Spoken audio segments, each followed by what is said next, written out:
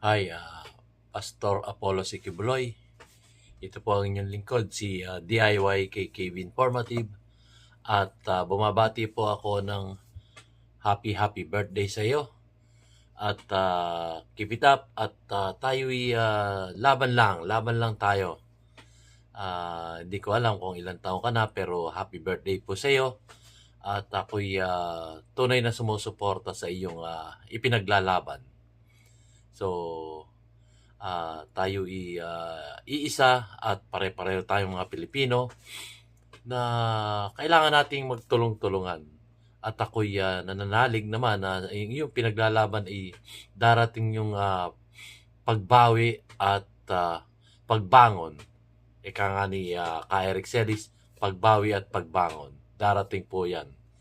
Yung redemption at resurrection.